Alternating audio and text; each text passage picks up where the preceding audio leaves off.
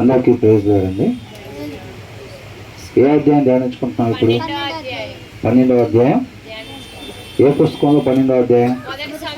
మొదటి సమయాలు 12వ అధ్యాయం మనం ధ్యానించుకుంటున్నాం. అవునా? అంతకుముందు ఏం చూసాం? ఏ అధ్యాయాలు చూసాం? 9, 10, 11. ఏముంది దాంట్లో?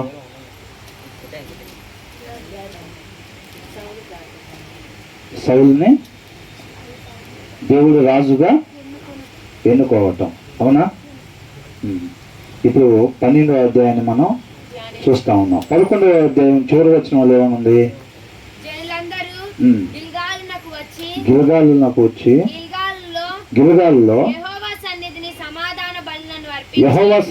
సమాధాన బలులను అర్పించి యెహోవా సన్నిధిని సౌలునకు పట్టాభిషేకము చేసిరి. సౌలును ఇశ్రాయేలీయులందరూ అక్కడ బహుగా సంతోషించిరి. అంటే అక్కడ సౌలుని రాజుగా పట్టాభిషేకము చేశారనమాట.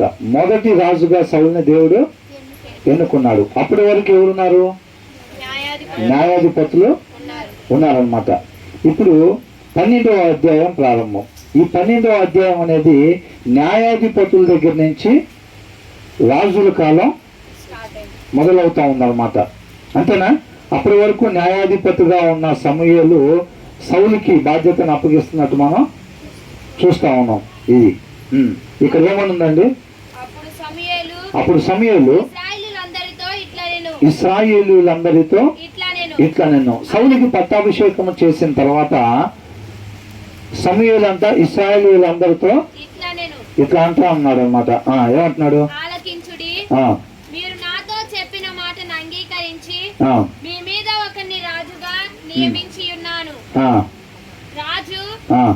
ఏమని చెప్పారంట వాళ్ళు? సమూయేలుతో ఏమని చెప్పారు వాళ్ళు? సమూయేలుతో వాళ్ళు ఏమని చెప్పారంట?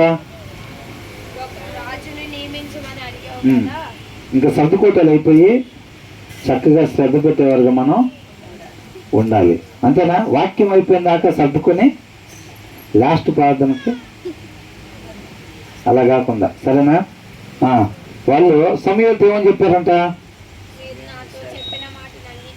రాజును ఒకరిని నియమించమని చెప్పారు. అంతేనా? తర్వాత ఏమంటున్నారు? రాజు మీ కార్యములు జరిగించును. అప్పటి వరకు వాళ్ళ కార్యాలు ఎవరు జరిగించారు? సమూయేలు. అవునా? వాళ్ళ మధ్యలో ఏ ఇబ్బందులు వచ్చినా ఎప్పుడు ఏం చేయాలి ఇవన్నీ కూడా ఎవరికి వాళ్ళకి తెలియపరుస్తా ఉన్నారు? సమూయేలు దేవుడి మాటగా వాళ్ళకి తెలియపరుస్తా ఉన్నాడు. వాళ్ళ మధ్యలో ఏదన్నా ఉన్నట్లయితే వాటిని తీర్పులు సమూయేలు చక్కబెడతా ఉన్నాడు అనమాట. ఇక మీద ఏం చేస్తున్నాడు? రాజు మీ కార్యములను జరిగించును. నేను తల నెరిసిన ముసలివాడను. నా కుమారులు మీ మధ్యనున్నారు. బాల్యము నాటి నుండి నేటి వరకు. ఒకసారి 7వ అధ్యాయం 15వ వచనం ఒకసారి చదవండి.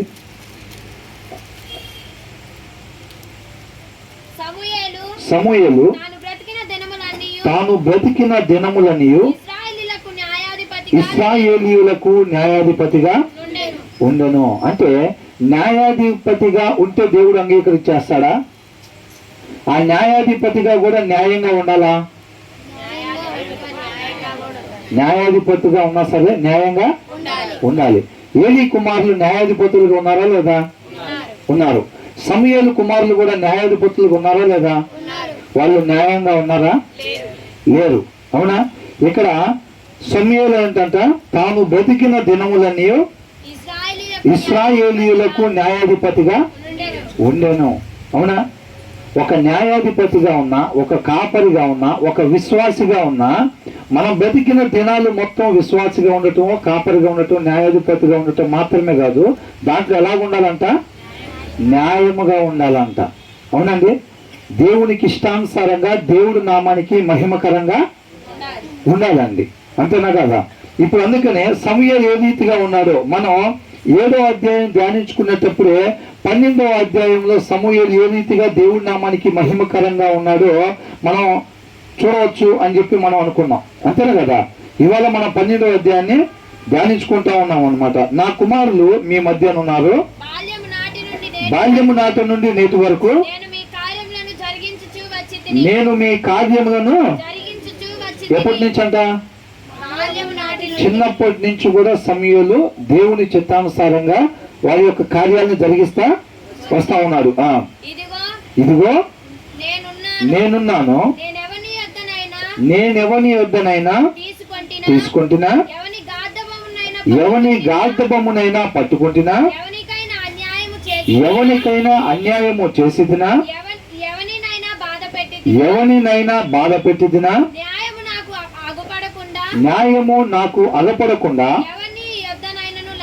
ఎవని యొద్దనైనా లంచము పుచ్చుకుంటున్నా, అలాగు చేసిన ఎడల యెహోవా సన్నిధిని ఆయన అభిషేకము చేయించిన వాని ఎదుటను వాడు నా మీద సాక్ష్యము పలుకవలెను.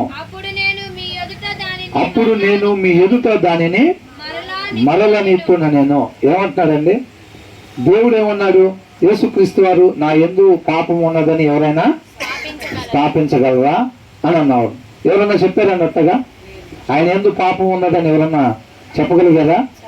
ఎవరు చెప్పలేకపోయారు. ఆయన పోలి జీవించటము అని అంటే సమూయేలు తాను బతికిన దినములన్నీ కూడా అంట. అవునండి. పైన మొదటి వచనంలో ఏమనుంది, రెండో వచనంలో ఏమనుందండి? నేను తల నెరిసిన ముసలివాడను. తన చిన్ననాటి నుంచి కూడా న్యాయాధిపతిగా ఉంటా ఉన్నాడు. ముసలితనం వరకు వచ్చినప్పుడు కూడా ఏ రీతిగా ఉన్నాను అంటున్నాడు? నేను మీ ఎదుట ఉన్నాను కదా అని అంటున్నాడు. మొదటి ఏమంటున్నాడు? 3వ అధ్యాయం మొదటి వచనంలో, ఇదిగో నేనున్నాను, నేనెవని యొద్దనైనా తీసుకుంటున్నా అని పలుకుతా ఉన్నాడు అనమాట. అవునా? దానికి ఎవరెవరిని సాక్షులుగా పెడుతున్నాడు? ఇద్దరిని సాక్షులుగా పెడుతున్నాడు. ఎవరిని? ఎవరి గార్ధబొమ్మనైనా పట్టుకుంటున్నా, ఎవరికైనా అన్యాయం చేసేదినా, బాధ పెట్టినా, న్యాయం నాకు అగపడకుండా ఎవరి యొద్ద లంచం పుచ్చుకుంటున్నా, ఎవరి సన్నిధి అంట? యెహోవా సన్నిధిని ఆయన అభిషేకము చేయించిన వాని ఎదుట. అంటే ఎవరు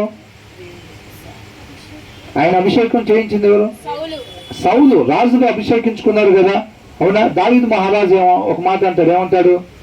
దేవుని చేత అభిషేకించబడిన వాడిని నేను ముట్టను అని అంటున్నాడు. అవునండి.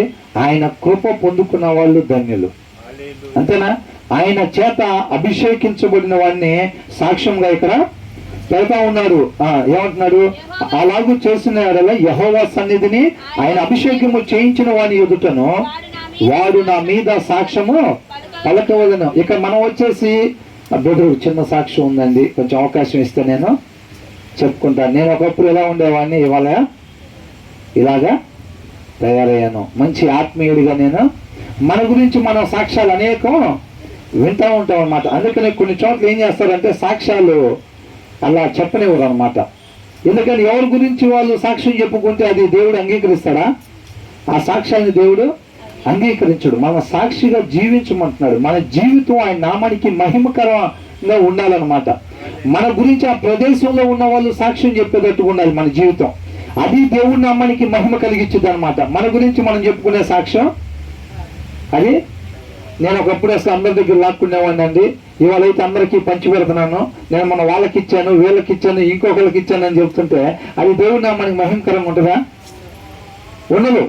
అవునా కదండి? మనం జీవించే జీవిత విధానం అంట అది ఇతరుల మధ్యలో అంటే దేవుడి నామానికి మహిమ కలిగించేటట్టుగా ఇతరులు మన గురించి సాక్ష్యం చెప్పేటట్టుగా ఉండాలండి. అంతేనా కదా? ఇది 12 మంది శిష్యులు ఊరు మొత్తం తిరిగి ఏమని చెప్పారు? మేము విన్న వాటిని కన్న వాటిని మేము చెప్తా ఉన్నాం. ఏదైతే చూస్తా ఉన్నామో చూసామో మేము రుచి చూసి తెలుసుకున్న వాటిని మేము చెప్తా ఉన్నాము అంటున్నారు. వీళ్ళందరూ పోయి యేసుక్రీస్తు వారి గురించి సాక్ష్యం చెప్పారు. యేసుక్రీస్తు వాళ్ళు ఏమన్నారు? తండ్రి గురించి చెప్పారా లేదా? తండ్రి గురించి సాక్ష్యం, నన్ను చూస్తే ఆయన్ని చూసినట్టే. నేను ఆయన దగ్గర విన్న వాటినే చెప్తున్నాను తప్ప నా అంతటికి నేనేమి కూడా చెప్పట్లేదని పలుకుతా ఉన్నారు. కాబట్టి సమూయేలు తన జీవితం మొత్తం దేవుడి నామానికి మహిమకరంగా జీవించి జనాల ముందు నిలబడి నేను ఏదైనా మీకు ఇబ్బంది కలిగించినట్లయితే అంటే దేవుడి నామానికి అవమానకరంగా ఎప్పుడైనా నేను జీవించినట్లయితే ఎవరైనా వచ్చే సాక్ష్యము చెప్పమని చెప్తా ఉన్నాడు అనమాట. అవునా? అదే మాట ఏలీ కుమారులు ఒకవేళ వచ్చి చెప్పగలుగుతారా? మేము ఎవరినైనా ఇబ్బంది పెట్టామా అంటే వాళ్ళందరూ ఏమంటారు? అవును, మమ్మల్ని అందరినీ ఇబ్బంది పెట్టారు మీరు. మేము ఎవరి దగ్గర ఎవరైనా తీసుకున్నామా అంటే అవును, మా దగ్గర ఉన్న మొత్తం మీరే తీసుకున్నారు. అవునే కదా? మా దగ్గర ఉన్న మాంసం మొత్తం మీరే తీసుకున్నారు, శ్రేష్టమైన మొత్తం మీరే తీసుకున్నారు. ఒకవేళ సమూయేలు కుమారులు కానీ వచ్చి మేము ఎవరి దగ్గర ఏమైనా తీసుకున్నామా అంటే వాళ్ళు ఏం చెప్తారు? అవును, మా దగ్గర మీరు లంచం తీసుకున్నారు అని చెప్తారనమాట. అవునా కదా? సమూయేలు గురించి వాళ్ళు ఏమైనా చెప్పారా? తర్వాత వచనాల్లో చూడండి. నీవు మాకు ఏ అన్యాయమైనను ఏ బాధనైనను చేయలేదు. ఏం చెప్తున్నారండి? అక్కడున్న జనాంగం మొత్తం కూడా చెప్తా ఉన్నారన్నమాట. ఈ మాట ఏమంటున్నారు? నీవు మాకు ఏ అన్యాయమైనను ఏ బాధనైనను చేయలేదు, ఏ మనుష్యుని యొద్ద గాని నీవు దేనినైనను తీసుకునలేదని వారు చెప్పగా అతడు అట్టిది నా యొద్ద ఏదియు మీకు దొరకదని యెహోవాయును ఆయన అభిషేకము చేయించిన వాడును ఈ దినమున మీ మీద సాక్షులై ఉన్నారు అని చెప్పినప్పుడు సాక్షులే అని వారు ప్రత్యుత్తరం ఇచ్చారు. చూసారండి, సమూయేలు జీవితం దేవుడి నామానికి ఎంత మహిమకరంగా ఉందో. అవునా? మనం కూడా విశ్వాసులుగా ఉన్నా సరే మన యొక్క సాక్షి జీవితం దేవుడి నామానికి మహిమకరంగా ఉందా, అవమానకరంగా ఉందా? అవునండి. ఇందాక పాట పాడుకోం, చక్కటి పాట, ఆరాధన. ఏం పాట? నా ప్రాణాన్ని ఇప్పుడు మనం ఎట్లా పడితే అట్టుంటేనా? ఎట్లా పడితే అట్టుంటే రక్షిస్తారు దేవుడు అట్లాగా. తర్వాత ఏమన్నా ఒప్పుకుంటున్నారు? లేనే లేదయ్యా వేరే ఆధారం. తర్వాత నా దుర్గమ నా శైలం. హృదయపూర్వకంగా మనం అట్లా ఒప్పుకున్నట్లయితే ఆయన వచ్చి మనం సహాయం చేసేవాడిగా, ఆత్మీయంగా మనల్ని నిలబెట్టేవాడిగా, మన పట్ల దేవునికి ఉన్న చిత్తం అంటే ముందుగా మనం చేయటానికి సిద్ధపాటు చేసిన సత్క్రియలు చేసేలాగా కృప ద్వారా మనల్ని నడిపిస్తాడనమాట. అవునా? ఊరికనే పెద్దలతో పాడేసేస్తా ఉంటే ప్రయోజనం ఏమి ఉండదు. హృదయపూర్వకముగా అని రాసి ఉండిద్ది అనమాట అనేక చోట్ల కూడా. అవునండి. సమయాల గురించి ఎందుకు రాపించారు ఇక్కడ? ఆ దినాల్లో అట్లా జరిగిందని మనం తెలుసుకోవటం వల్ల వచ్చిన ప్రయోజనం ఏంటి? అనేక మందితో వాళ్ళు యుద్ధాలు చేస్తా ఉన్నారు. మీరు చదువుతా వస్తుంటే అక్కడ కేవలం ఇద్దరు వ్యక్తులు కనపడుతున్నట్టు ఉంటుంది. అనేక మంది రావటం, యుద్ధాలు చేయటం, ఆ దేశం వాళ్ళు ఈ దేశం వాళ్ళు, ఇదంతా జరుగుతూ ఉంటుంది. యువతల నుంచి దేవుడు మాట్లాడటం, అవతల వాళ్ళు విధేయత చూపించడం, ఇదే కావాలి. ఇది మనం ముందు ధ్యానించుకునే మొత్తం కూడా వాళ్ళు దేవుడి మాట ప్రకారంగా మీరు నడుచుకోవాలి అని ఈయన కోరుకుంటా ఉన్నట్టుగా చూస్తా ఉన్నాం. అవునా? దేవుని మాటకు వాళ్ళు సంపూర్ణంగా విధేయత చూపించి ఆయన మాట ప్రకారంగా నడుచుకోవాలని దేవుడు ఇష్టపడుతున్నట్టు మనకి కనపడతా ఉందన్నమాట స్పష్టంగా. ఎంతమందికి అర్థమవుతుంది అట్లాగా? ఇప్పుడు మనం ఆదికాండం నుంచి ధ్యానించుకుంటూ వస్తున్నాం కదా. అవునా? అనేక సంఘటనలు జరుగుతున్నాయి. మనకు అక్కడ స్పష్టంగా కనపడతా ఉంది ఏంటంటే ఆయన మాట ప్రకారంగా వాళ్ళందరూ కూడా నడుచుకోవాలి, విధేయత చూపించాలి అని దేవుడు కోరుకుంటున్నట్టు స్పష్టంగా కనబడతా ఉంది. ఆయన మాట ప్రకారంగా వాళ్ళు నడుచుకుంటే వాళ్ళకి ఏమొచ్చింది? అసలు ఆ మార్గం ఎక్కడికి తీసుకెళ్ళింది? నిత్య జీవానికి నడిపించింది. అంటే దేవుడు ఏం కోరుకుంటున్నాడు? వాళ్ళందరూ కూడా కొంతకాలం ఉండి నశించిపోయేవారుగా కాకుండా నిత్యము వారందరూ కూడా జీవించి ఉండాలి. తండ్రితో పాటు కుమారుడితో పాటు నిత్యం వాళ్ళందరూ కూడా జీవించి ఉండాలని కోరుకుంటా ఉన్నాడు అనమాట. అవునా? కాబట్టి ఆ విషయాల్ని మనకు రాపించాడంటే ఏంటి అర్థం? వాళ్ళు నిత్యం జీవించాలని దేవుడు కోరుకుంటున్నాడు అన్నది మనకు అర్థమైందనా? అయితే వాళ్ళకి చెప్పి వదిలిపెట్టేవాడు. మనకెందుకు పంపించారు ఇది? మనం కూడా వారిలాగా ఎవరైతే యెహోషువ, కాలేబు వీరిలాగా విధేయత చూపించి పాలు తేళ్లు ప్రవహించే కణాల్లో ప్రవేశించారో మనం కూడా ఏంటంటే ఆయన మాటకు విధేయత చూపించి సిస్టర్ చక్కగా ప్రార్థన చేశారు. ఏమని? నీ మాట ప్రకారంగా నడుచుకునే కృపను మాకు దయచేయమని. కొంతకాలం ఉండిపోయే వాటి వైపు, లోకం వైపు మనం చూడకుండా, సృష్టి వైపు చూడకుండా సృష్టికర్త వైపు మనం చూసేలాగా, ఆయన నామానికి మహిమకరంగా జీవించేలాగా కృపను దయచేయమని ప్రార్థన చేసింది అనమాట. అవునా? కాబట్టి ఇక్కడ సమూయేలు జీవితం ఎలా ఉందండి? దేవుడి నామానికి మహిమకరంగా ఉందా, అవమానకరంగా ఉందా? మహిమకరంగా ఉంది. ఒకవేళ మనం కూడా ఇక్కడికి వచ్చి నుంచొని చెప్పాల్సి వస్తే జనాలు మొత్తం అదే రీతికి మన గురించి చెప్తారా?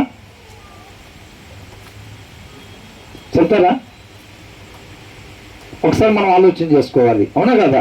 అందుకని ఇది మొత్తం కూడా మనకి రాపించినట్లు మనం చూస్తా ఉన్నాం. తర్వాత ఏమంటున్నాడు? మరియు సమూయేలు ఇప్పుడు సమూయేలు అప్పుడు వరకు కూడా న్యాయాధిపతిగా ఉన్నాడు కాబట్టి తను ఏ రీతిగా జీవించాడు అనేది దేవుడు ముందర అభిషేకించిన సౌలు ముందర ఇద్దరి సాక్షులుగా పెట్టి మాట్లాడినట్టుగా మనం చూస్తా ఉన్నాం. ఇప్పుడు వారితో సమూయేలు మాట్లాడాల్సిన మాటలు, ఎందుకంటే ఇంతటితో సమూయేలు అక్కడి నుంచి సౌలుకి అప్పగిస్తా ఉన్నారు బాధ్యత మొత్తం కూడా. అంతేనా కదా? వాళ్ళు ఏమన్నారు? దేవుడు మమ్మల్ని ఏడటం కాదు, మాకు ఒక రాజుని కావాలని వాళ్ళు అడిగారు అనమాట. దానికి సమూయేలు ఎంతో బాధపడి దేవుడితో మాట్లాడినప్పుడు వాళ్ళు నిన్ను కాదు తిరస్కరించింది, నన్నే తిరస్కరించారు. వాళ్ళు నా యందు ఏ రీతిగా వాళ్ళు ప్రవర్తిస్తా ఉన్నారు, ఐగుప్తులో నుంచి వాళ్ళని బయటికి తీసుకొచ్చిన దగ్గర నుంచి నా దగ్గర నుంచి మేలులు పొందుకొని వాళ్ళు నన్ను ఎలా తిరస్కరిస్తా వస్తున్నారో ఈ దినాన నీ దగ్గర కూడా వాళ్ళు అలాగే ప్రవర్తించారు అని చెప్పి మనం ముందు అధ్యాయాల్లో మొన్న చూసాం. కాబట్టి అయినా దేవుడు ఏమంటున్నాడు? ఇప్పుడు ఉచితార్థ అవతరాల మీద ఒక నిందేశాం అనుకోండి, మనం ఏమైంది?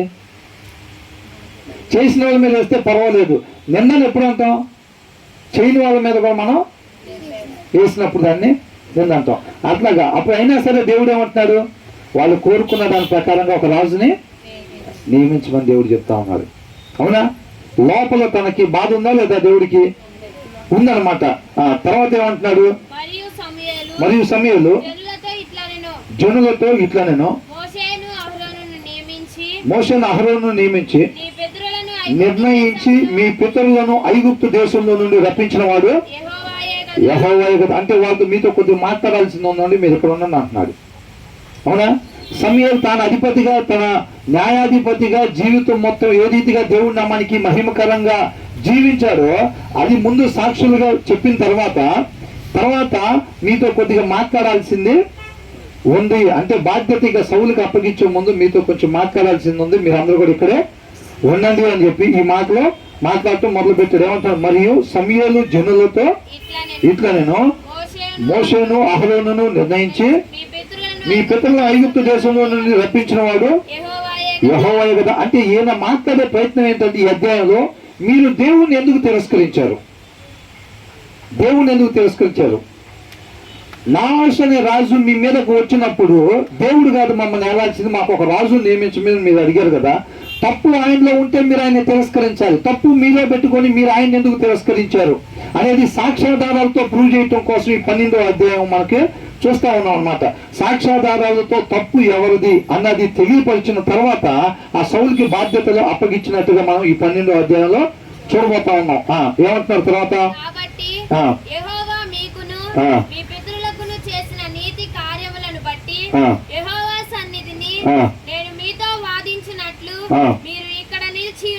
మీరు ఇక్కడ నిలిచి ఉండు. ఐగుప్తులో నుంచి మిమ్మల్ని ఫరో ఇప్పుడు మోషేను అహరోన్ని నిర్ణయించి మీ పితరులను అక్కడి నుంచి బయటకు తీసుకొచ్చింది దేవుడే కదా. ఆయన మీకు పట్ల చేసిన నీతి కార్యములను బట్టి యెహోవా సన్నిధి నేను మీతో వాదించినట్లు మీరు ఇక్కడే నిల్చొని ఉండండి. నేను మొత్తం ఎవిడెన్స్ తో సహా, ఇంగ్లీష్ బైబుల్ ఏమనుందంటే ఎవిడెన్స్ అని రాస్తుంది అనమాట. సాక్ష్యాధారాలతో తప్పు ఎవరిది, ఆయన తప్పు చేస్తే మీరు తిరస్కరించారా లేకపోతే మీరు తప్పు చేసి ఆయన తిరస్కరించారా అనేది సాక్ష్యాధారాలతో నేను నిరూపిస్తాను, మీరు ఇక్కడే నిల్చొని ఉండండి అని చెప్పి ఇంగ్లీష్ బైబుల్లో క్లియర్ గా ఉందా వచనం. ఒకసారి చదవండి ఎవరి దగ్గర ఉంటే. 7వ వచనం ఉందా? ఉంటే చదవండి, లేకపోతే లేదు.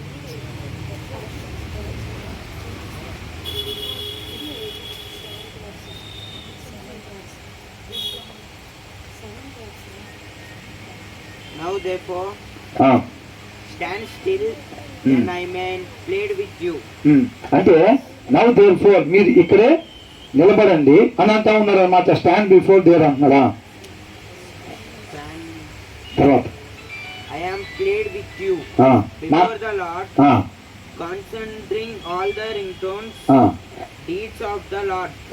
Then he performed for you and for your fathers when Jacob went into Egypt ఎన్ఐవిలో చూస్తే మనకి విత్ సాక్ష్యాధారాలతో తప్పు ఎవరు చేశారు అనేది ప్రూవ్ చేస్తానని చెప్పి క్లియర్ గా దాంట్లో ఉంది. ఇప్పుడు అది చెప్తా ఉన్నాడు అనమాట. తర్వాత ఏమంటున్నాడు? And the epistle తెలుగులో చదవండి. యాకోబు ఐగుప్తునకు వచ్చిన పిమ్మట మీ పితరులు యెహోవాకు మొరపెట్టగా, అంటే స్టార్టింగ్ నుంచి తీసుకొస్తున్నాడు అనమాట. అవునా? ఐగుప్తుకు వచ్చిన తర్వాత అంట ఎక్కడి నుంచి ఎక్కడికి వచ్చాడంటమ్మా? ఐగుప్తు నుంచి. ఐగుప్తుకి ఎవరు వచ్చారు? యాకోబు. తర్వాత ఏమైందంట? మీ పితరులు యెహోవాకు మొరపెట్టగా ఆయన మోషే అహరోనులను పంపినందున, ఐగుప్తులో నుంచి వాళ్ళు మొరపెట్టుకున్నారు కదా. మొరపెట్టుకున్న తర్వాత ఏమైంది? మోషే అహరోనులను పంపినందున వారు మీ పితరులను ఐగుప్తులో నుండి తోడుకొని వచ్చి ఈ స్థలమునందు నివసింపజేశారు. వాళ్ళే కదా తీసుకొచ్చి ఈ స్థలం ముందు నివసింపజేశారుగా. ఎక్కడ ఈ స్థలం ఉందంటే పాలు తేళ్లు ప్రవహించే యవనస్తులు ముందున్నారనమాట ప్రస్తుతానికి. అవునా? కాంపిటీషన్ అంతే. ఆత్మీయ జీవితంలో కాంపిటీషన్ ఉండాలా వద్దా? కంపల్సరీగా ఉండాలి. పాలు తేళ్లు ప్రవహించే దేశంలోకి వారిని నడిపించారు. నడిపించిన తర్వాత ఏమైంది? అయితే వారు తమ దేవుడైన యెహోవాను ఏం చేశారంట? వాళ్ళు మర్చిపోయారంట దేవుడిని. అవునా? మర్చిపోయారు. వాళ్ళు దేవుడిని మర్చిపోయినప్పుడు, విసర్జించినప్పుడు దేవుడు చేసే పద్ధతి ఏంటి? శత్రువులకి అప్పగిస్తాడు. ఎప్పుడు దాకా చేస్తాం? వాళ్ళు తెలుసుకోవాల్సింది తెలుసుకునేంత వరకు వాళ్ళని శత్రువులకి అప్పగిస్తాడు. ఎప్పుడైతే వాళ్ళు తెలుసుకోవాల్సింది తెలుసుకొని దేవుడికి మొర పెట్టుకున్నప్పుడు దేవుడు మళ్ళీ శత్రువుల నుంచి విడిపిస్తారు. వాళ్ళంతా అవసరం తీరిపోగానే ఎప్పుడు మొర పెట్టుకున్నారు? ఐగుప్తులో బానిసలుగా ఉండగా దేవుడికి అంతా మొర పెట్టుకున్నారంట. మొర పెట్టుకోగానే దేవుడు ఏం చేశాడు? మోషేను అహరోన్ని ఎన్నుకొని తీసుకొని వెళ్ళి నా సేవకులు అక్కడి నుంచి బయటికి తీసుకుని వచ్చి పాలు తేళ్లు ప్రవహించే దేశంలోకి వాళ్ళని నడిపిస్తున్నప్పుడు వీళ్ళ అవసరం తీరింది. వాళ్ళు మొరపెట్టుకున్నారు. మొరపెట్టుకున్న తర్వాత దేవుడు బయటకు తీసుకొచ్చి వాళ్ళని పాలు తేళ్లు ప్రవహించే దేశంలోకి నడిపించారు. నడిపించిన తర్వాత వాళ్ళు ఏం చేశారంట? 9వ వచనంలో చూసారు ఏం చేశారంట? అవసరం తీరిపోయింది. ఒక ద్రాక్ష గల ఇద్దరు కలిసి మోసుకెళ్ళాలంటే ఇక్కడ అలాంటి ఆస్వాదించబడిన ప్రదేశానికి వచ్చిన తర్వాత ఇక్కడ దేవుడితో పని ఉంది అనుకున్నారా? లేదనుకున్నారు వీళ్ళు. అర్థమవుతుందా? ఎంతమందికి అర్థమవుతుంది?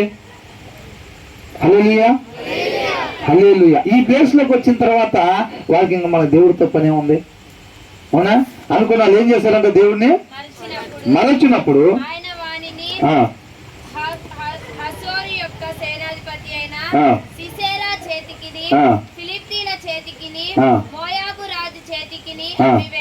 దేవుడు ఏం చేశాడంటే వాళ్ళని అనుగ్రహిస్తాడు.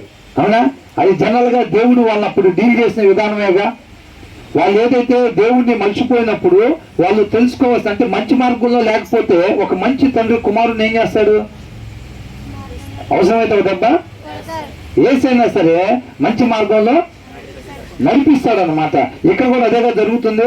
వాళ్ళు దేవుడిని మర్చిపోవచ్చా? మర్చిపోకూడదు. కాబట్టి వాళ్ళు ఏం చేశారు? అక్కడ దేవుడిని మర్చిపోయారు. అప్పుడు వాళ్ళని ఏం చేశాడు? దేవుడు ఎవరికి అప్పగించాడు?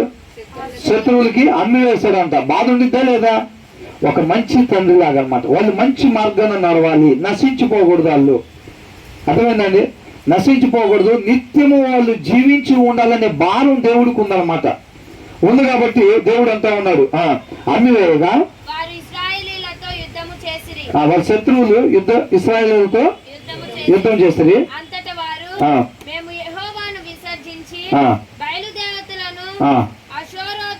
అష్టారోతు దేవతలను తెలుసుకున్నారా లేదా? వాళ్ళు ఎందుకు వచ్చామరా ఈ ప్లేస్ కి? మనం బానిసలుగా ఉండగా ఆయనకు మొరపెట్టుకుంటే ఆయన తీసుకొచ్చి పాలు తేళ్లు ప్రవహించే దేశంలోకి మనల్ని నడిపించాడు. అక్కడ నడిపించిన తర్వాత మనం ఏం చేసాము? ఆయన్ని మర్చిపోయాము. మర్చిపోగానే మళ్ళీ ఆయన ఇక్కడికి తెలుసుకోవాల్సింది తెలుసుకునే దానికోసం ఇక్కడికి పంపించాడు. మనం ఎందుకున్నామరా ఇక్కడ? ఎందుకురా ఈ శ్రమలు ఇవన్నీ అంటే మనకి వాళ్ళు తెలుసుకున్నారా లేదా? దేవుణ్ణి విడిచిపెట్టేసి మనం బయలుదేవతలను అష్టారోతు పాపము చేసి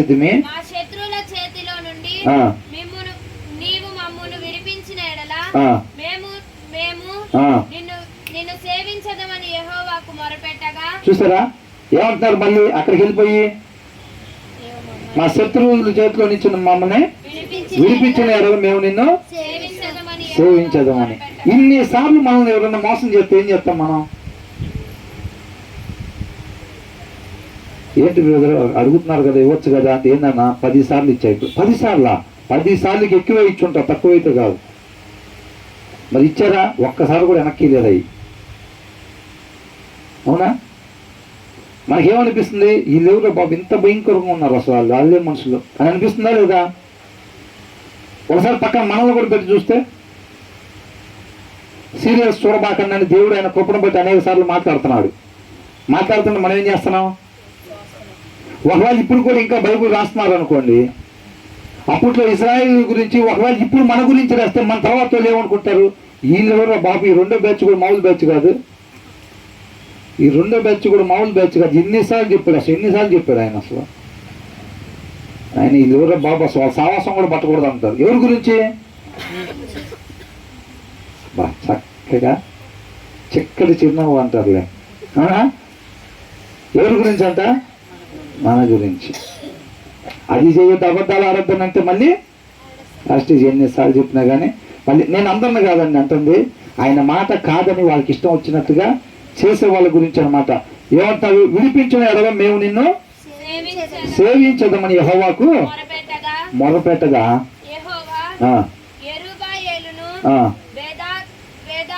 మా శత్రువుల చేతిలో నుంచి మమ్మల్ని రక్షించిన ఎడల నిన్ను మేము సేవించదమని ఆయన చెప్పినప్పుడు, వాళ్ళు చెప్పినప్పుడు దేవుడు ఏం చేశాడు? న్యాయాధిపతుల్ని ఎన్నుకున్నాడు. అవునా కదా?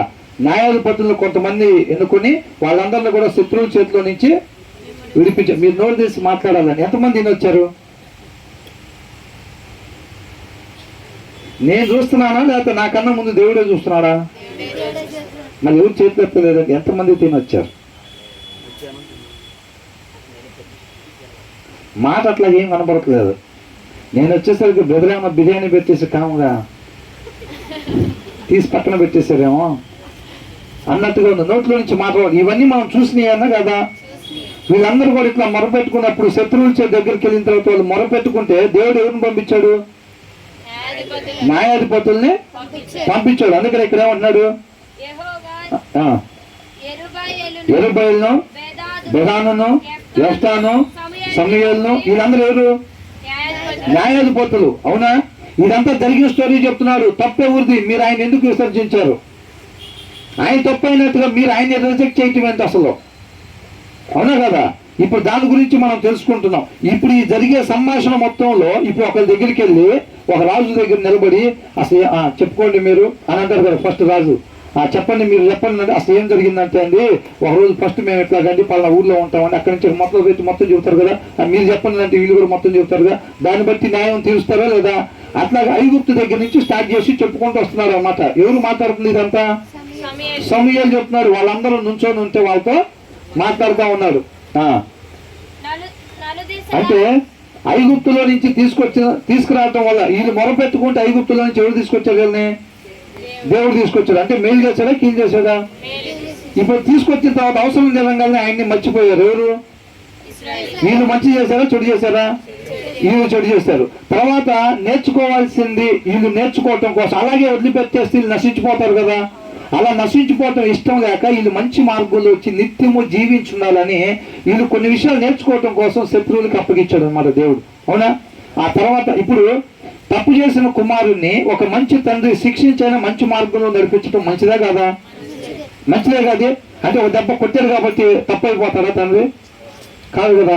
కాబట్టి వాళ్ళు మంచి నేర్చుకోవటం కోసం అక్కడికి నడిపించాడు. వాళ్ళు నేర్చుకున్న తర్వాత మొరపెట్టుకుంటే మళ్ళీ వాళ్ళని విడుదల తీసుకొచ్చాడు. అంటే మంచిగా చేశాడా లేదా? మళ్ళీ మరి తర్వాత ఈయన ఏం చేశారంట? ఆయన్ని సేవిస్తానని చెప్పారు. దేవుడు న్యాయాధిపతుల్ని పంపించాడు. పంపించిన తర్వాత మిమ్మల్ని విడిపించి నందున వీళ్ళు నిర్భయముగా భయం లేకుండా కాపురం ఎట్లా చేస్తున్నారు? అనేక మంది న్యాయాధిపతుల్ని పంపించి వాళ్ళ శత్రువుల దగ్గర నుంచి వీళ్ళందరినీ కూడా ఆయన విడిపించినందున వీళ్ళు ఎలా కాపురం చేస్తారంట? నిర్భయముగా. అంటే నిర్భయముగా అంటే ఏంటి? భయము లేకుండా. అమ్మో ఎవరు వస్తారో మా దగ్గరికి, ఎవరు వస్తారో, ఎవరు మా మీద పడతారు హఠాత్తుగా అవునా? ఇలా కాకుండా వాళ్ళు నిర్భయంగా భయం లేకుండా చక్కగా కాపురం చేస్తా ఉన్నారు అన్నమాట. అయితే అమోనీల రాజైన ఆ, నాహాషు మీ మీదకి వచ్చుట మీరు చూడగానే మీ దేవుడైన యెహోవా ఆ, మీకు రాజై ఉన్నను. మీకు రాజై ఉన్నాను అంటే ఒక ఆయన అంటే వీళ్ళ మీద యుద్ధానికి వచ్చాడంట. అప్పుడు ఎప్పుడు వీళ్ళు నిర్భయంగా కాపురం చేసేటప్పుడు అంట ఎవరైనా అమ్మోనీల రాజైనా నాహాషు అనే ఆయన వీళ్ళ మీద యుద్ధానికి వచ్చాడంట. అలా రాగానే మీ దేవుడైన యెహోవా మీకు రాజు అయి ఉన్నాను. అప్పుడు వీళ్ళకి రాజు ఎవరు? అప్పుడు దేవుడే వీళ్ళకి రాజుగా ఉన్నాడు. అవునా? ఆయన కన్నా గొప్పగా ఎవరన్నా పరిపాలన చేస్తారా? వీళ్ళు అది తెలుసుకోవాలి. అంటే దేవుడిని దేవుడిగా వీళ్ళు తెలుసుకున్నారా తెలుసుకోలేదా? తెలుసుకోలేదు వీళ్ళు. తెలుసుకోకుండా ఏం చేస్తారు? ఆయన కాదు ఒక రాజు మిమ్మును ఏలవలనని మీరు చూసారా? సమయంలో ఏం చెప్పారంట? ఆ రాజు ఎప్పుడైతే వీళ్ళ మీద యుద్ధానికి వచ్చారో వీళ్ళు నిర్భయంగా కాపురం చేసేటప్పుడు ఒక రాజు వీళ్ళ మీద ఎప్పుడైతే అమ్మోనీయుల రాజు యుద్ధానికి వచ్చినప్పుడు అంట దేవుడు అప్పుడు వీళ్ళకి రాజుగా ఉన్నాడంట. దేవుడు కాదు మాకు రాజుగా ఉండాల్సింది, ఒక మనిషిని మాకు రాజుగా నియమించమని అడిగారంట. ఎవరిని అడిగారు? సమూయేలుతో అడిగారు. ఇది మొత్తం చెప్తా ఉన్నాడు అనమాట. అవునా? దీంట్లో ఎవరిది తప్పు ఉందో చెప్పమని. కాబట్టి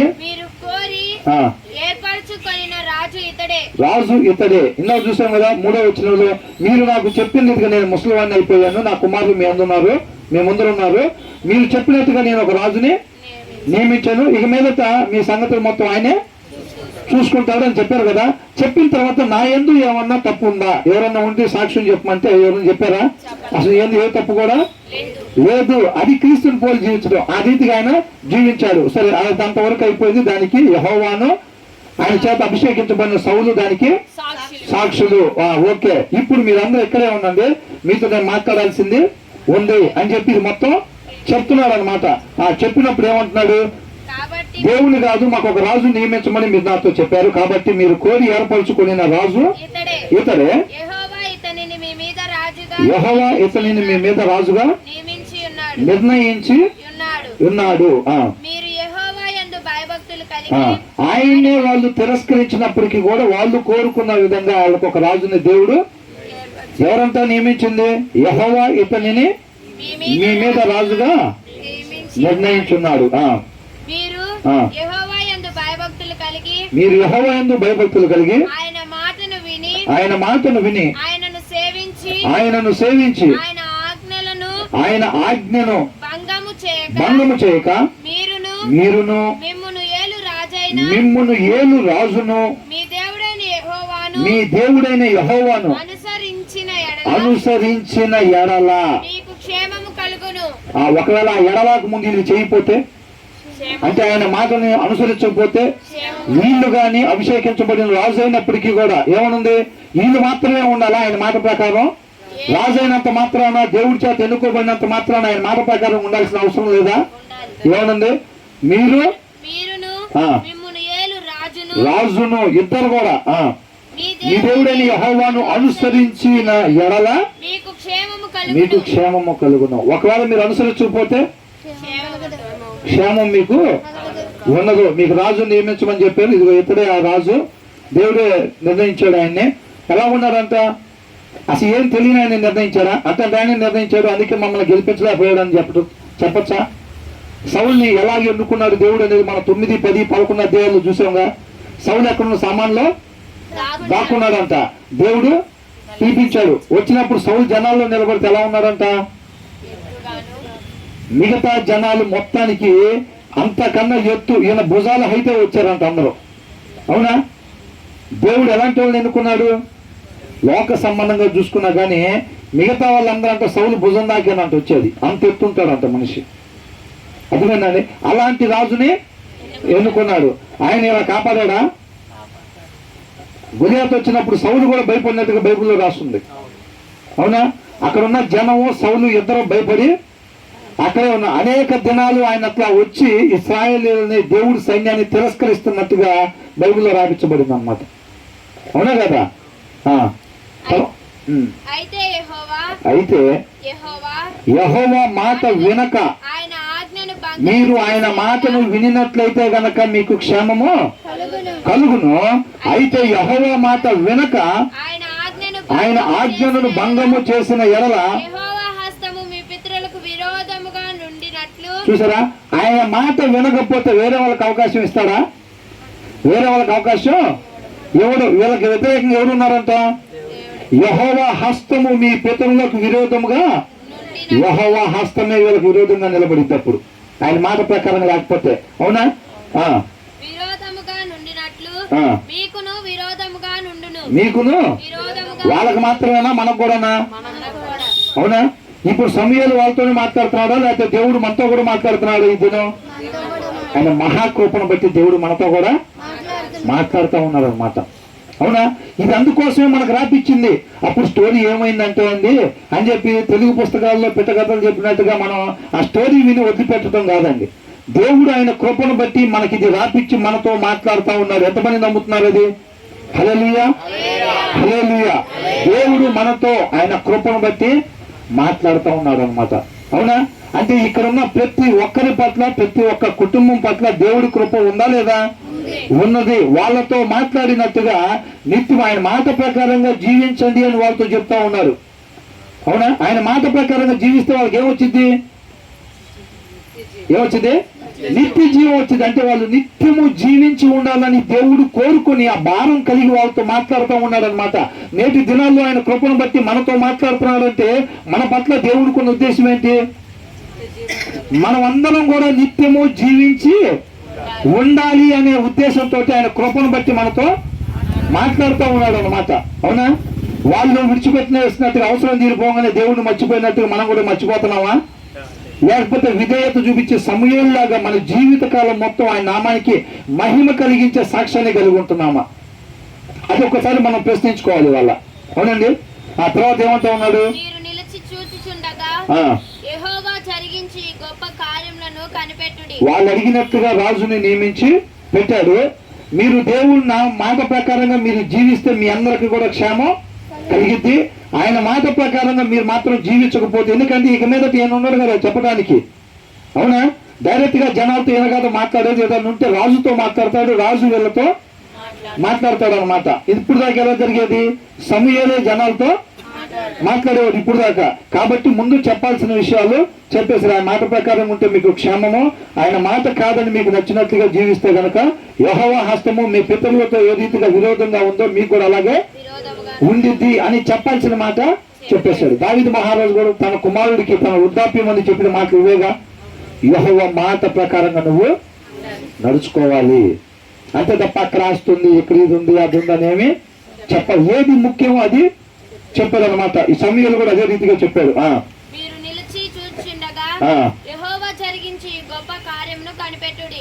చూసారా? మీరు వీళ్ళందరినీ ఏమన్నాడు? మీరు ఇక్కడ నుంచొని ఉండండి, నేను మీతో మాట్లాడాలి అని చెప్పాడు కదా. ఇదంతా కూడా చెప్పాడు. చెప్పిన తర్వాత ఏమంటున్నాడు?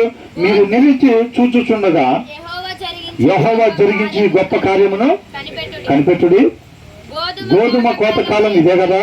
మీరు రాజును నిర్ణయింపుమని అడిగినందు చేత యెహోవా దృష్టికి మీరు చేసిన కీడు గొప్పదని మీరు గ్రహించి తెలుసుకొనుటకై దేవుడు కాదు మమ్మల్ని ఏలాల్సింది, మాకు ఒక రాజుని నియమించమని వీళ్ళు చెప్పారు కదా. అవునా? అది ఇలా న్యాయం అనుకొని వీళ్ళ మాట పలికారనమాట. ఇక్కడ ఏమంటున్నారు? అది న్యాయమో కాదో ఇప్పుడు మీరు తెలుసుకునే దానికోసం ఏమంటున్నారు?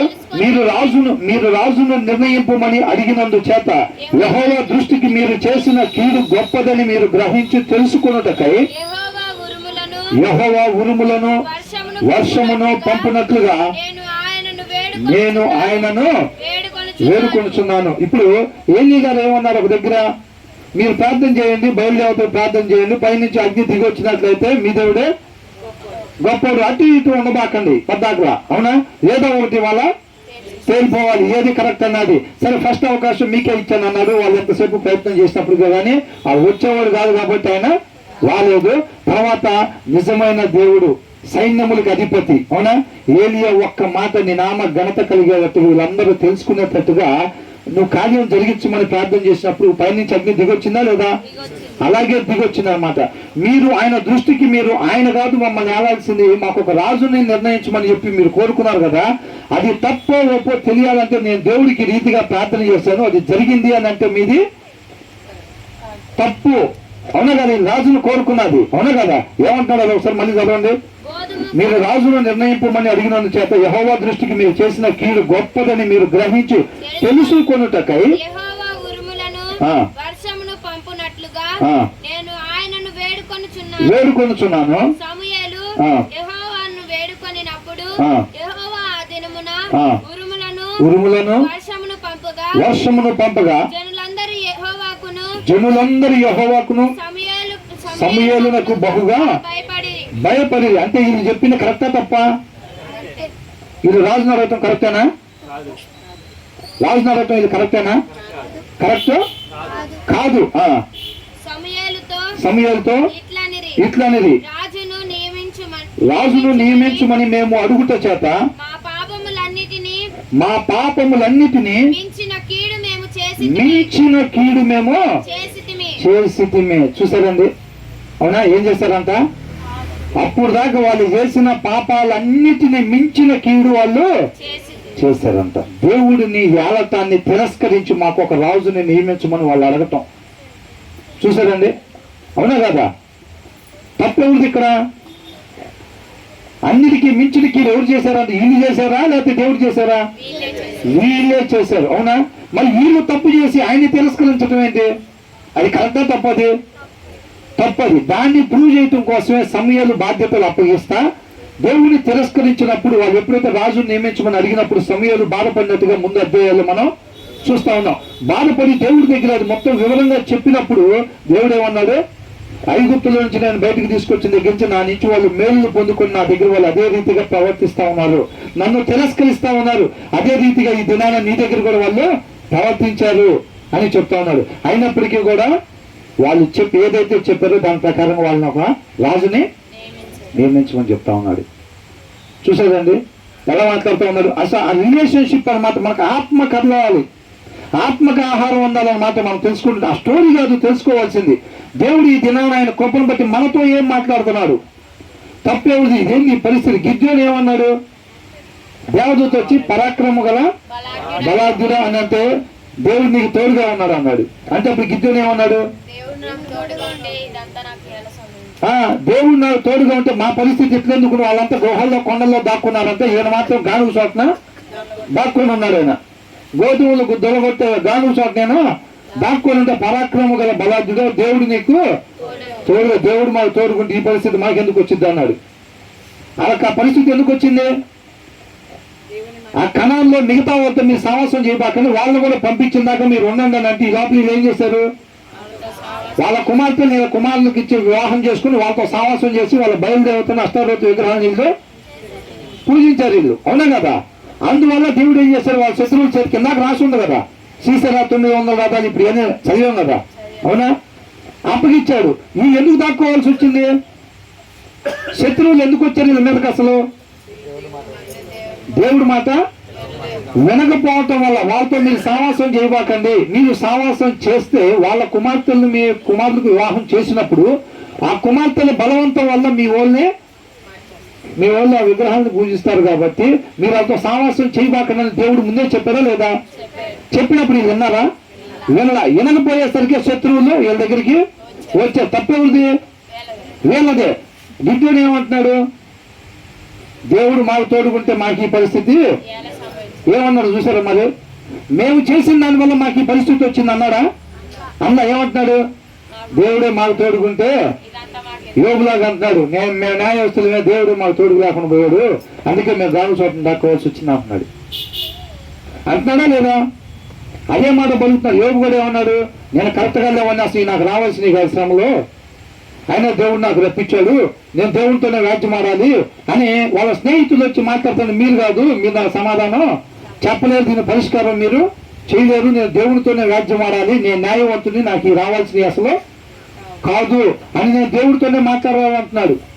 దేవుడిని తప్పుపడుతున్నాడు అనమాట. అంటే నువ్వు న్యాయవంతుడు అయితే నీకు శ్రమ రాకూడదా? యేసుక్రీస్తు వారు అన్యాయస్తుడు అని శ్రమలు వచ్చినాయి ఏంటి? నేను శ్రమల వల్ల విధేయత నేర్చుకున్నానని యేసుక్రీస్తు వారే చెప్తా ఉన్నాడు. అంటే మనకు అవసరం లేదా శ్రమలో? అది యోగు తెలుసుకోవాల్సింది ఉందా లేదా? ఆయన తెలుసుకోవాల్సింది ఉంది కాబట్టి ఆయన పరిస్థితుల నుంచి అపవాదిని కూడా యోగుకి తెలుసుకోవాల్సింది తెలియపరచడం కోసం అపవాదిని కూడా వాడుకున్నాడు దేవుడు. అంతటి సమర్థుడు దేవుడు అన్నమాట. అవునా?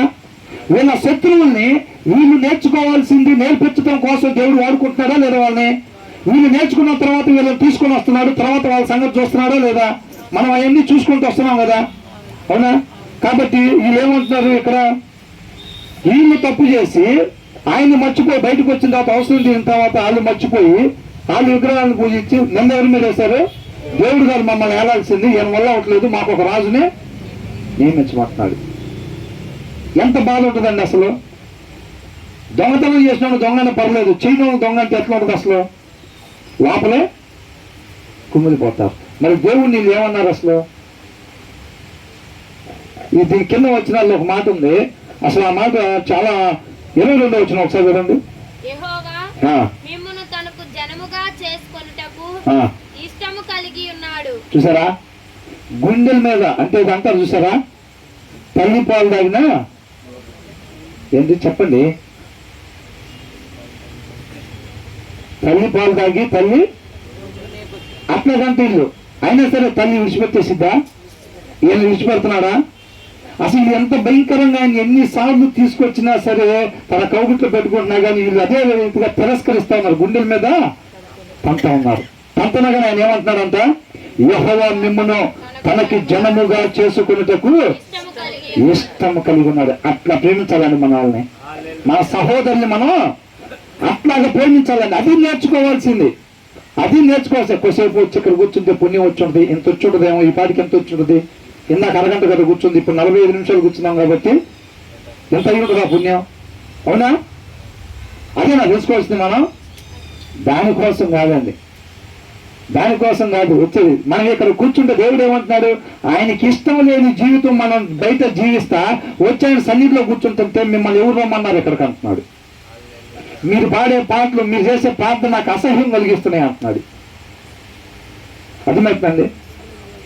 కొర్నేలి అంత ప్రార్థన చేస్తే ఏమవుతుంది? నీ ప్రార్థనలో నీ ధర్మకార్యాలు యెహోవా సన్నిధికి చేరిని అని అంటున్నాడు. అవునా కదా? తర్వాత ఏమనుంది? కాబట్టి మేము మరణము కాకుండా మీ దాసులమైన మా కొరకు నీ దేవుడైన యెహోవా ఉరుములు వర్షాన్ని దేవుడు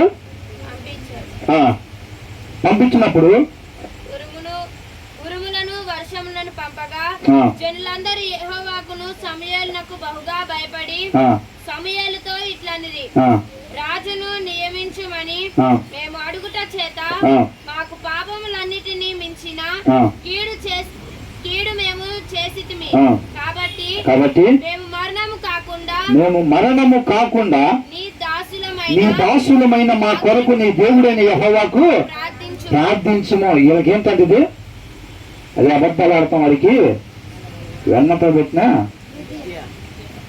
పెట్టారంట. అంటే మనవులు మరి ఎట్లా రాస్తారో తెలియదు కానీ కరెక్ట్గా అట్లా అతికిపోతాయి అంతే. అవునా? వీళ్ళకేనా వీళ్ళు ఇష్టం వచ్చినట్టు చేయటం, ప్రాబ్లం జరగగానే ఎమ్మట ఏం చేస్తారు? ఎమ్మటే మోకాళ్ళు వేస్తారంట వీళ్ళు. ఏమన్నా మనం కూడా కనపడతాం అట్లాగా? మన ఇష్టం వచ్చినట్టు జీవించడం, ప్రాబ్లం రాగానే ఎమ్మటే ఏం చేయటం? ఉన్నాడుగా ఒక ఆయన అందరికి బెయిల్ మీద తేటానికి ఏంటంట, బెయిల్ అంటే వేరేలాగా అనుకుంటారు ఆయన ఇక్కడ మళ్ళీ. అవునా కదా? ఏం చేస్తున్నారు వీళ్ళు? మా కొరకు మళ్ళీ ప్రార్థన.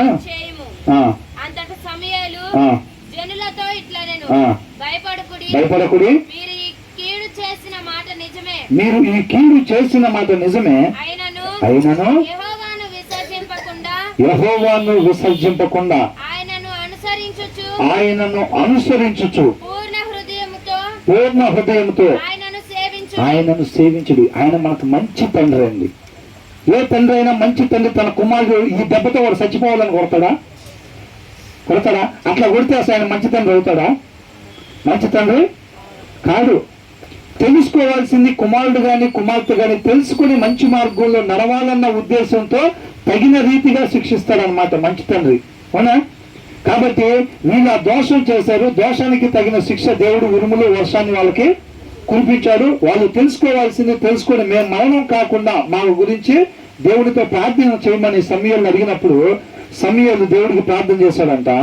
అంతలో సమూయేలు జనులతో భయపడకుడి,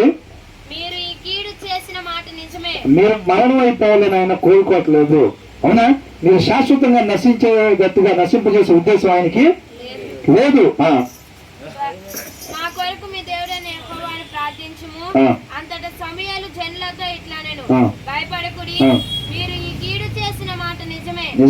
ఆయనను యెహోవాను విసర్జింపకుండా వీళ్ళేం చేశారు? ఇందాక విసర్జించారు. మాకు దేవుడు వద్దు రాజుగా, మాకు ఒక రాజుని నియమించమంటాం. కాబట్టి ఇంకొకసారి మీరు అట్లాగా ఆయన్ని విసర్జించకుండా ఆయనను అనుసరించుచు పూర్ణ హృదయముతో ఆయనను ఇందాక అనుకున్నాం కదా, ఉట్టికినే పాడటం కాదండి. అవునా? ఎలా పాడాలంట? పూర్ణ హృదయంతో పాడాలి, సేవించాలి ఆయన్ని. ఆయనను విసర్జింపకుడి, ఆయనను విసర్జింపకుడి, ఆయనను విసర్జింపువారు ప్రయోజనము మాలినవై రక్షింపలేని మాయా స్వరూపములను అనుసరించుదురు. చూసారా? దేవుని విసర్జిస్తే ఏమైందండి? ఆ దినాల్లో అయితే వింటున్నారా? మళ్ళీ ఒకసారి చదవండి. ఆయనను విసర్జింపకుడి, ఆయనను విసర్జింపువారు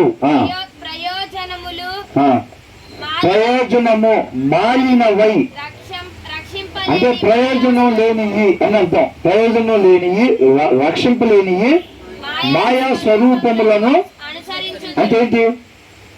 నేను చెప్తే అందరికి కనపడుద్ది, మీరు చెప్తే నా వాడికి కనపడుద్ది. నేను చెప్తే బయట అందరికి కనపడుద్ది కదండి, అందుకే మీరు చెప్తే నా వాడికి కనపడుద్ది, ప్రాబ్లం ఉండదంటున్నా. అంటే ఏంటి? అంతే. అవునా? ఏంటో చెప్పాలి, నోరు తెసి చెప్పండి. మీకు అర్థం అవ్వకపోతే మొదటి వచనం నుంచి తెలిసిందే మనకి, సత్యస్వరూపి సహవాసంలో కొన్ని నిబంధనలు ఉంటాయి. నోరు తెలిసి మనం మాట్లాడకపోతే సమయం అంతైనా మళ్ళీ మొదటి వచనం నుంచి రావాలి. అంతే తప్ప నిద్రపోతే చెప్పుకుంటూ వెళ్ళిపోతే రేపు మనం రక్షింపబడతామా? కాబట్టి మనం దోమలు పుట్టినా సరే మనం నేర్చుకోవాల్సిందే. నేర్చుకోవటం కోసం దేవుడు అవసరం అయితే శత్రువులకు అప్పగిస్తాడు, లేకపోతే దోమలకైనా అప్పగిస్తాడు చెప్పగా. కాబట్టి తర్వాత ఏమంటున్నాడు? మాయా స్వరూపములను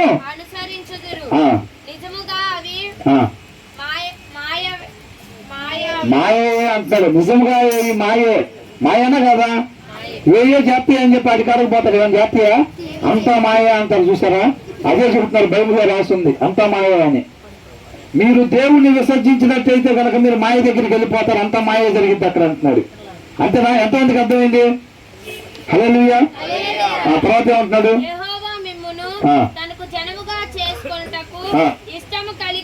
ఇష్టం కలిగి ఉన్నాడు, తన ఘనమైన నామము నిమిత్తము తన జనులను ఆయన విడనాడడు. అర్థమైందండి? వాళ్ళకున్న ధైర్యం అదే. ఇవాళ మనకు కూడా అదేగా? ఇవాళ మనకు కూడా అదేనా? ఏంటది? ఇవాళ చెప్పింది చేశారా? చేయలే. ఏంటంటే ఆయన మళ్ళీ ఆదివారం కూడా మాట్లాడతాడు.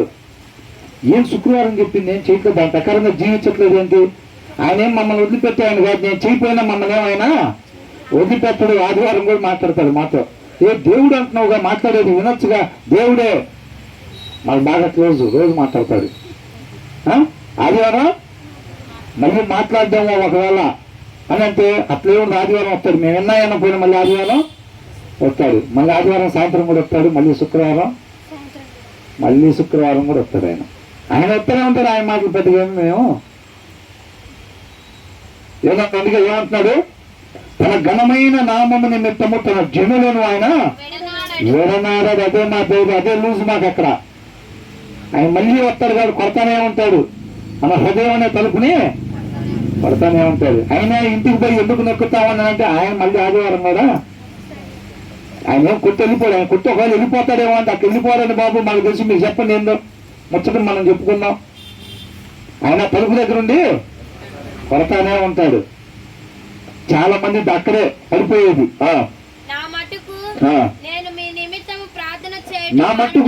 నిమిత్తము ప్రార్థన చేయటం మానుట వలన యెహోవాకు విరోధముగా పాపము చేసిన వారని అవుతుంది. ఎవరు చెప్తున్నారు ఈ మాట?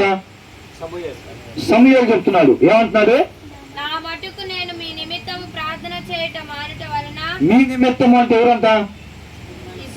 ఇశ్రాయేలీయుల జనం గురించి అంట, మీ నిమిత్తం నేను ప్రార్థన చేయటం మానిన ఎడల యెహోవాకు విరోధముగా పాపము చేసిన వాడనగుదును అని అంటున్నారు. ఇది మంచోళ్ళ చెడ్డోళ్ళ?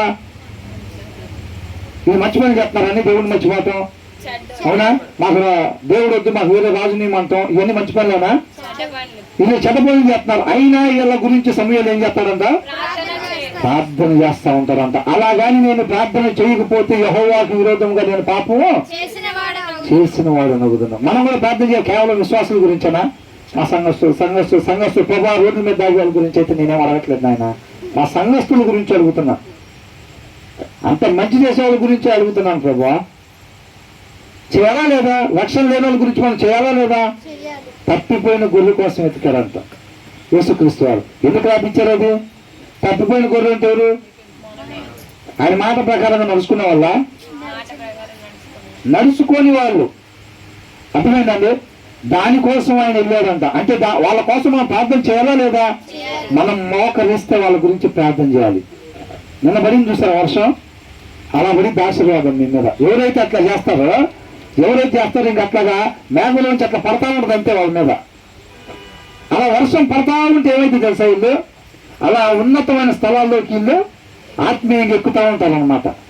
అది ఆశీర్వాదం అంటే. ఎక్కలేని ఎత్తైన స్థలంలోకి నడిపించమంటున్నాడు. యోబు ఏం చేశాడు తెలుసండి? తన శత్రువుల గురించి ఎప్పుడైతే తన స్నేహితుల కొరకు యోబు ఏం చేశాడంట? ప్రార్థన చేశాడంట. ప్రార్థన చేయడం ఏమైంది? తనకున్న స్థితి కన్నా రెట్టింపు స్థితిని 42వ అధ్యాయం, యోబు గ్రంథం 42వ అధ్యాయంలో ఉంది. తన స్నేహితుల కొరకు ఎప్పుడైతే ప్రార్థన చేశాడో తనకి మొదట కలిగిన దానికన్నా రెట్టింపు ఆశీర్వాదం దేవుడు అనుగ్రహించినట్టు మనం చూస్తా ఉన్నాం. ఆ తర్వాత యోబు గ్రంథంలో వాళ్ళ స్నేహితులు మంచోళ్ళ కదా? మంచోళ్ళ కాదా? ఇప్పుడు దాకా మనకు తెలిసిన విశ్వాస జీవితంలో యోబు గ్రంథంలో వాళ్ళ స్నేహితులు మంచోళ్ళ కాదా? గట్టిగా చెప్పాలి.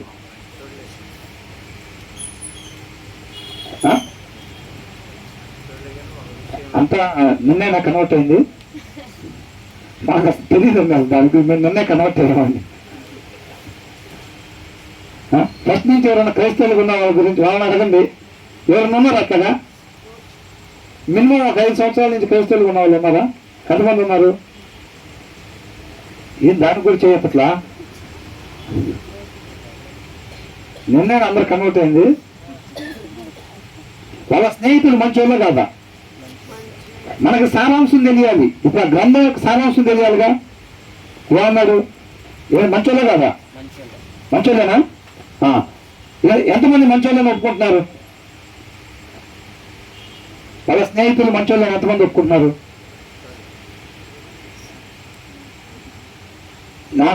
నా యోబు మాట్లాడినట్టుగా మీరు మాట్లాడలేదు కాబట్టి మీ మీదకి నా ఉగ్రత రాకుండా ఉండటం కోసం మీరు వెళ్ళి యోబు దగ్గరికి వెళ్తే మీ కొరకు ప్రార్థన చేస్తారా ఆయన అన్నది.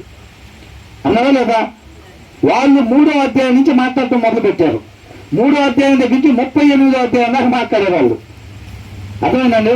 ఆ మాటలన్నింటినీ దేవుడు ఏమంటున్నాడు? నా యోబులాగా మీరు మాట్లాడలేదు కాబట్టి నా ఉగ్రత మీ మీదకి రాకుండా ఉండినట్టుగా ఆయన దగ్గరికి వెళ్ళి మీరు ప్రార్థన చేయించుకోండి అని అన్నాడు. అంటే వాళ్ళు బాగా మాట్లాడారా? బాగా మాట్లాడలేదా? వాళ్ళు ఏం మాట్లాడారు చెప్పండి ఎవరన్నా? నువ్వేదో తప్పులు చేస్తుంటావు అందుకే నీ శ్రమలు వచ్చినాయి అన్నారు వాళ్ళు. అర్థమైందండి? వాళ్ళ మాటల యొక్క సారాంశం మొత్తం ఏంటన్నమాట, 2 మాటల్లో చెప్పాలంటే, నువ్వేదో తప్పు చేసి ఉంటావు అందుకే నీ శ్రమలు వచ్చినాయి, లేకపోతే ఎందుకు వస్తాయి అని అంటున్నారు. నేను ఏ తప్పు చేయలేదు అయినా నాకు శ్రమలు వచ్చినాయి అంటే మీరు దీన్ని పరిష్కారం చేయలేదు, నేను డైరెక్ట్గా దేవుడితోనే మాట్లాడాలి అని అంటున్నారు. నువ్వు చేయకపోతే నీ కుమారులు ఎవరో చేస్తుంటారని అంటున్నాడు. ఏమంటున్నారు ఆ స్నేహితులు? నువ్వు చేయకపోతే నీ కుమారులు ఎవరో చేస్తుంటారు అందుకే మీ మీదకి వచ్చినాయి, తప్పైపోయిందని ఒప్పుకోని తీసేస్తారు ఆ శ్రమలు అంటున్నాడు. నేను ఒప్పుకోను అంటాడు ఈయన. ఒకసారి చదవండి, చాలా అద్భుతంగా ఉండిద్ది. అవునా? రోజుకు ఒక అధ్యాయం కాడ చదివితే అర్థమవుతండి. అవునా? రోజుకు ఒక అధ్యాయం కాడ చదివితే అర్థమవుతుంది. అసలు సారాంశం ఇప్పుడు కూడా 15 సార్లు బైబిల్ చదివినా కానీ అర్థమవుతుంది. నువ్వో మీ పిల్లలు తప్పు చేస్తుంటారు అందుకే నీకు ఆ శ్రమలు వచ్చినాయి. నీకు ఏ శ్రమ ద్వారా వచ్చిందో తెలియకపోయినా తప్పు చేసామని ఒప్పుకో తీసేస్తాను అంటున్నాడు. నేను ఒప్పుకోను అట్లాగా. తప్పు చేయనప్పుడు నేను ఎందుకు ఒప్పుకోవాలని అంటున్నాడు. నువ్వు తప్పు చేయకపోయినా నీకు శ్రమలు వస్తాయి. నువ్వు విధేయతలో సంపూర్ణతలోకి నడిపించబడాలంటే నీకు శ్రమలు వస్తాయి. నువ్వు తప్పు చేయకపోయినా నీకు శ్రమలు వచ్చినప్పుడు అయినా సరే నువ్వు విధేయత చూపించేవాడిగా ఉండాలి. ఫస్ట్ 2 అధ్యాయాల్లో ఎట్లా ఉన్నావు, నువ్వు 3వ అధ్యాయం నుంచి కూడా అట్లాగే ఉండాలి. నువ్వు 3వ అధ్యాయంలో నోరెందుకు తెరిచావంటున్నాడు దేవుడు. అంతేనా? 38వ అధ్యాయంలో సుడిగాలి నుంచి దేవుడు మాట్లాడాడుగా యోబుతో. మాట్లాడిన తర్వాత 40వ అధ్యాయంలో ఏమంటున్నాడు యోబు, నేను ఎప్పుడు కూడా మాట్లాడను. వాళ్ళు వీళ్ళు చెబుతా నీ గురించి అన్నాను కానీ ఇప్పుడు నేను నిన్ను కన్నులారా చూస్తున్నాను అంటున్నాడు. దేవుడి గురించి చక్కగా మనం తెలుసుకోవటమే ఆయన చూడటం. ఇంతవరకు నరుడెవడు కూడా దేవుడు చూడలేదు, చూడడు కూడా. అర్థమవుతుందండి? బైబిల్లో రాస్తున్న మాట నేను చెప్పేది ఏం కాదండి. తర్వాత ఏమంటున్నాడు, నా మటుకు నేను మీ నిమిత్తము ప్రార్థన చేయటం మానటం వలన యెహోవాకు విరోధముగా పాపం చేసిన వారు నవ్వుతున్నాం, అది నాకు దూరమైన కాక కానీ శ్రేష్టమైన చక్కని మార్గముని మీకు బోధించము. ఏమంటున్నాడు, ఈయన మేలు కోరుకునేవాడు కదా, వీళ్ళంటే ఆయనకి ఇష్టం. ఆయన ఎవరిని ఇష్టపడితే ఈయనకి వాళ్ళు. సమూయేలు అంటే ఏంది? సమూయేలు ఏమన్నాడు, మీరు ఆయన విసర్జించితే దేవుడు కాదు మాకు రాజుగా ఉండాల్సింది, మాకు వేరే రాజుని పెట్టమంటే సమూయేలు బాధపడ్డాడు అంట. అవునా? తర్వాత దీని అయిపోయిందండి, ముగించేస్తారు. 2 నిమిషాలు, కరెక్ట్గా 2 నిమిషాలు. 15వ అధ్యాయం ఒకసారి 32 వచనం చూడండి. సమూయేలు అమాలేకుల రాజైన అగాగును నా దగ్గరకు తీసుకుని రండి చెప్పాను. చూసా, సౌలు ఏమని చెప్పాడు, అమాలేకులు మొత్తాన్ని నాశనం చేయమని దేవుడు చెప్తాడు. చిరకాలం దేవుడు నిన్ను రాజుగా నియమించాలని నువ్వు ఉండాలని కోరుకుంటా ఉన్నాడు. కాబట్టి ఆయన అమాలేకులు మొత్తాన్ని నాశనం చేయమంటే ఏం చేశాడు, రాజుని చంపకుండా తీసుకొచ్చి కొంతమంది శ్రేష్టమైన గొర్రెలని గొడ్లు మొత్తాన్ని దాచిపెట్టుకుని కవరింగ్ చేశాడు. అవునా? అది తర్వాత దినాల్లో చూద్దాము. అలా చేసిన తర్వాత ఏమంటాడు, ఆ రాజును కూడా చంపమని చెప్తే సౌలు చంపలేదు. చంపకపోతే సమూయేలు ఊరుకునే ఉంటాడా? తర్వాత ఏమంటున్నాడు, నేను కాదు 32వ వచనం దీంట్లోనే సమూయేలు అమాలేకుల రాజైన అగగును నా యుద్ధకు తీసుకొని రండి అని చెప్పాను. అగగు సంతోషంగా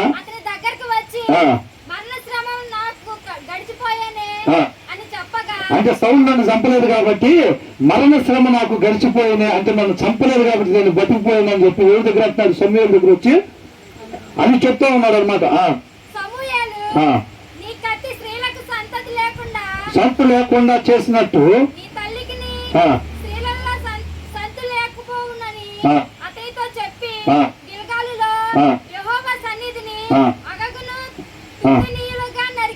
ఏం చేశారంట సమూయేలు? అసలు అంతేగా దేవుడి తరపున యుద్ధాలు చేయటమే. దావీదుకు ఉంది ఆ పేరు తెలుసండి, దావీదు మహారాజుకు ఆ పేరుంది. యెహోవా యుద్ధంలో జరిగించేవాడని దావీదు మహారాజుకు పేరుంది. సమూయేలు గారు చూసారా, ఆయన్ని తిరస్కరిస్తే ఈయన కోపం వచ్చి వర్షం అను వడగళ్ళు కురిసేటట్టుగా వేడుకున్నారో లేదు, ఇందాక బాధపడ్డారంట. వాళ్ళు ఎప్పుడైతే ఆ మాట పలకంగానే బాధపడ్డారు, బాధేసింది బాగా సమూయేలు. ఎలాంటి ఆయన్ని మీరు తిరస్కరించారు, అసలు పాపం అనేది లేనయన్ని, అసలు మీకోసం ప్రాణం పెట్టామని మీరు తిరస్కరించడం ఏమని బాధపడ్డాడు. అక్కడ తర్వాత ఏమంటున్నాడు దీంట్లో 12వ అధ్యాయం ఏమంటున్నాడు, శ్రేష్టమైన చక్కని మార్గమును మీకు బోధించును, ఆయన మీ కొరకు ఎన్ని గొప్ప కార్యములను చేసినో అది మీరు తలంచుకొని మీరు యెహోవా యందు భయభక్తులు కలిగి నిష్కపటులై పూర్ణ హృదయముతో ఆయనను సేవించుట ఖచ్చితంగా మీరు చేయాల్సిన పని ఏంటంటే మీ పూర్ణ హృదయముతో ఆయన్ని సేవించాలి. మీరు కీడు చేయవారైతే తప్పకుండా మీరును మీ రాజును నాశనమగుదురు. ఏమవుతారంట? ఆయన మాట ప్రకారం మీ పూర్ణ హృదయంతో ఆయన్ని సేవించాలి. అవసరం తీరిపోగానే ఐగుప్తు నుంచి బయటికి రాగానే మీరు ఆయన్ని మర్చిపోయేటట్టు అయితే, అవునా? ఆయన కాదు మమ్మల్ని ఏలాల్సింది వేరే వాళ్ళు. ఇలాంటి పనులు మీరు చేస్తే కనుక మీరు మీ రాజు ఏమవుతారంట? నశించిపోతారంట. అర్థమవుతుందండి? సమూయేలు ఎప్పుడైతే తన బాధ్యతను చక్కగా తన దినములు మొత్తం కూడా దేవుడు నామానికి మహిమకరమైన సాక్ష్యాన్ని కలిగి జీవించాడో, తన వృద్ధుడైపోయినప్పుడు బాధ్యతలు దేవుడి చేత ఎన్నుకోబడ్డ సౌలుకి అప్పగించేటప్పుడు ఆ జనాలతో మాట్లాడాడు.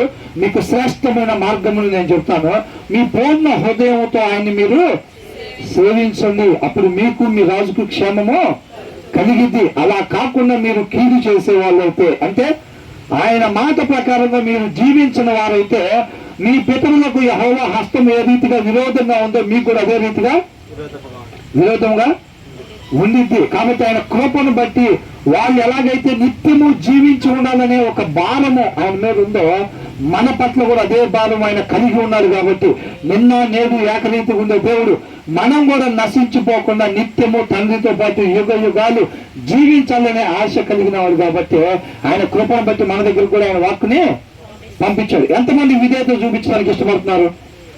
మన హృదయం అనే తలుపు తీయటానికి ఎంతమంది ఇష్టపడుతున్నారు? ఇష్టపడినట్లయితే ఆయన మన హృదయం లోపలికి వస్తాడనమాట. ఆయన మాట ప్రకారంగా జీవించేటట్టుగా ఆయన కృపను బట్టి ఆయన శక్తి ద్వారా ఆయన మనల్ని నడిపిస్తాడు. నువ్వు ఇష్టపడి మన హృదయం అనే తలుపు తీసినట్లయితే ఖచ్చితంగా ఆయనతో పాటు యుగ యుగాలు మనం అందరం కూడా మన కుటుంబాలు మొత్తం కూడా జీవించబోతా ఉన్నాం. మనం పోయినసారే ధ్యానించుకున్నామండి. సమయాల గురించి చదివి వదిలిపెట్టేయటం కాదండి. పోయినసారి కరోనా వచ్చింది కదండి. కరోనా మనం ఎలా జయించాం? ఎవరైనా వెళ్ళి ఫైటింగ్ చేశారా? ఎవరు ఫైటింగ్ చేయరా? మనకు మనం చేయాల్సిన బాధ్యత ఎవరి కళ్ళు చేతులు చక్కగా శుభ్రంగా కలుపుకోవటం వల్ల దాన్ని మనం జయించాం. ఎవరో తాగుబోతుల నుంచి ఎవరో వ్యభిచారం చేసేవాళ్ళు వాళ్ళందరి దగ్గరికి పోయి మనం ఏదో చేసేది కాదండి. మన వంతు మనం ఉప్పుగా వెలుగుగా ఉన్నప్పుడు ఎప్పుడైతే ఉంటామో అనేక మందికి ఆ వెలుగును అందించేవారుగా మనం ఉంటాం. మన వంతు బాధ్యతగా మనం ఆయన మాట ప్రకారంగా నడుచుకునేవారుగా మనం ఉండాలన్నమాట. అప్పుడే క్రీస్తుని పోలి మనం జీవించినట్లయితే అనేక మందిని కూడా మనం క్రీస్తు వల్లే మార్చేవారుగా ఉంటాము. దేవుడికే మహిమ కలుగును గాక. మోకరించినట్లయితే ప్రార్థన చేసుకుందామండి. ప్రతి ఒక్కరు మోకరించినట్లయితే ప్రార్థన చేసుకుందాం.